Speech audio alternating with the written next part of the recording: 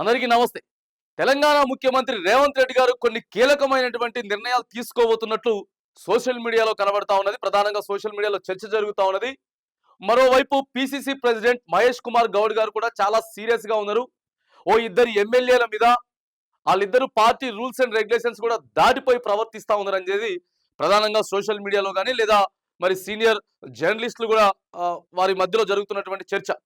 ప్రధానంగా చూసుకున్నట్టయితే పటాన్ చెరువు ఎమ్మెల్యే గూడెం మహిపాల్ రెడ్డి, ఆ తర్వాత వచ్చి ఖైరతాబాద్ ఎమ్మెల్యే దానం నాగేందర్, వీళ్ళిద్దరు కూడా బీఆర్ఎస్ పార్టీ మీద బీఆర్ఎస్ బీఫామ్ మీద గెలిచి కాంగ్రెస్ పార్టీలోకి వచ్చిన తర్వాత మరి కాంగ్రెస్ పార్టీలోకి వచ్చిన తర్వాత కాంగ్రెస్ పార్టీ రూల్స్ ఏవైతే ఉన్నాయో దాని ప్రకారం నడుచుకోవాలి కానీ వాళ్ళు ఇష్టానుసారంగా కాంగ్రెస్ పార్టీ అధిష్టానం చెప్పేటటువంటి మాటలు కానీ గైడ్ లైన్స్ కానీ ఏవి పాటించకుండా వాళ్ళు ఇష్టానుసారంగా వ్యవహరిస్తా ఉన్నారనేది మరి వాళ్ళిద్దరు అభిప్రాయానికి వచ్చినట్టు ఒక కీలకమైనటువంటి నిర్ణయం కూడా తీసుకోబోతున్నట్లు మరి సోషల్ మీడియాలో అయితే ప్రధానంగా చర్చ జరుగుతూ ఉన్నది. మరి పార్టీ అంటే కాంగ్రెస్ పార్టీ 140 ఏళ్ల చరిత్ర కలిగినటువంటి పార్టీకి రూల్స్ ఉంటాయి.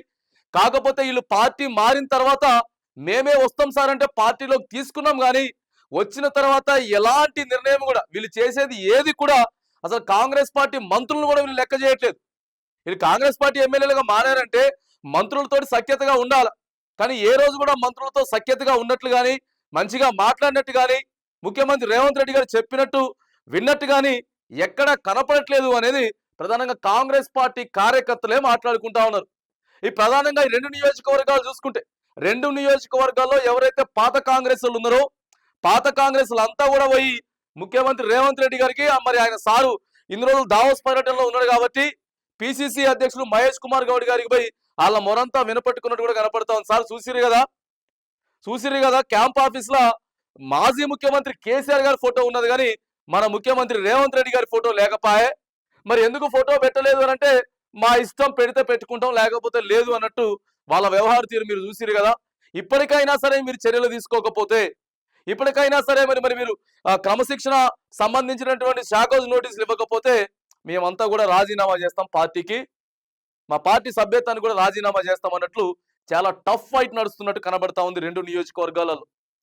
ఇక హైడ్రా కూడా 2 రోజుల క్రితం హైడ్రా పోతే హైడ్రా ఎవరికి చెప్పొచ్చిర్రు, నేను ఇక్కడ స్థానిక ఎమ్మెల్యేని కనీసం నాకు చెప్పుకుంటే ఎట్లా కూల్చుతారా బాబు, కూల్చొద్దు, అవసరం అయితే ముఖ్యమంత్రి రేవంత్ రెడ్డి గారు వచ్చినట్టు మాట్లాడదాం అని చెప్పేసి. అంటే హైడ్రాకి ఖచ్చితంగా ప్రభుత్వ ఆదేశాలు ఉంటేనే హైడ్రా వచ్చి కూల్చేసేటటువంటి ప్రయత్నం చేస్తా ఉంటే ఎవరికి చెప్పొచ్చిర్రు అని చెప్పి ఇక్కడ దానం నాగేంద్ర కూడా వెరీ సీరియస్ అయ్యిండు. ఎమ్మెల్యే గిరి పోయినా ఇబ్బంది లేదు కానీ నాకు అని చెప్పి ఇక అక్కడ ఇక్కడ అసలైనటువంటి కాంగ్రెస్ పార్టీ కార్యకర్తలు ఎవరైతే ఉన్నారో వాళ్ళందరూ కూడా చాలా ఇబ్బంది పడుతున్నట్టు కనపడతా ఉంది. ఇక మంత్రులకే ఢిల్లీకి పిలిచి క్లాస్ వీకిరు. కాంగ్రెస్ పార్టీలో కేసీ వేణుగోపాల్ గారు మంత్రులకే క్లాస్ వీకిరు. అయ్యో పార్టీ ఏం చేస్తున్నారు, ముఖ్యమంత్రి అన్నా కూడా మీరు ఒక మాట పట్టించుకోరు, పథకాలని ప్రజల్లోకి తీసుకెళ్లరు, ఆగమాగం అవుతున్నది పార్టీ, మరి ఎందుకు ఇట్లా అవుతున్నది అని చెప్పి మంత్రులనే క్లాస్ వీకినటువంటి క్రమంలో పార్టీ మారిన ఎమ్మెల్యేలు క్లాస్ వీకరా.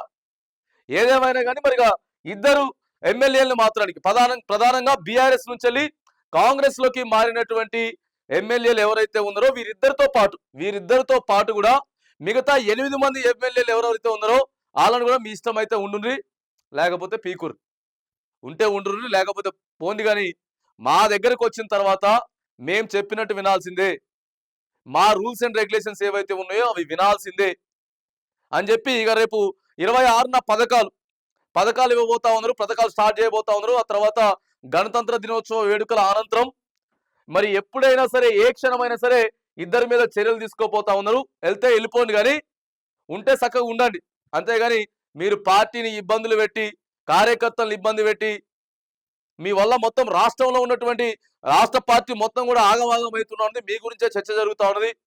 ఏదో వస్తాం సార్ అంటే తీసుకున్నారు. ఇక వాళ్ళిద్దరు కూడా గూడెం మహిపాల్ రెడ్డి గారు కానీ లేకపోతే ఇక్కడ ఉన్న దానం నాగేంద్ర గారు కానీ సరే మరి అధికారం ఉంది, అధికారంలోకి వస్తే పనులు అయితే అదైతే ఇదైతే వచ్చిర్రు. కేసీఆర్ నచ్చట్లేదు, కేటీఆర్ నచ్చట్లేదు అని చెప్పి వీడికి వచ్చిన తర్వాత మరి మనం ఏ పార్టీలోకి అయితే వెళ్తామో ఆ పార్టీలో ఖచ్చితంగా పిసిసి ప్రెసిడెంట్ కానీ లేకపోతే ముఖ్యమంత్రిని కానీ ఖచ్చితంగా గౌరవించాల్సిందే, మంత్రులను గౌరవించాల్సిందే. కానీ వీళ్ళు కనీసం ఎవరిని పట్టించుకోకుండా వారిద్దరి ధోరణి వాళ్ళకే పోతున్నారు. జస్ట్ పార్టీ మారి అంతే తప్ప ఎక్కడ ఎవరికి కనీసం విలువ కూడా ఇవ్వట్లేదు. మంత్రులకు కానీ ముఖ్యమంత్రి గారికి కానీ పార్టీ అధ్యక్షుడికి కానీ ఎవ్వరికి కూడా వీళ్ళు చేయకుండా ఇష్టానుసారంగా పోతా ఉన్నారు. ఇక ఇప్పుడు ఏంది కథ అని చెప్పి మాట్లాడితే మా ఇష్టం వచ్చింది మేము చేసుకుంటాం అని చెప్పేసి అని అంటా ఉన్నారు. సో ఇదంతా కూడా సోషల్ మీడియాలో పెద్ద రచ్చగా మారిపోయింది.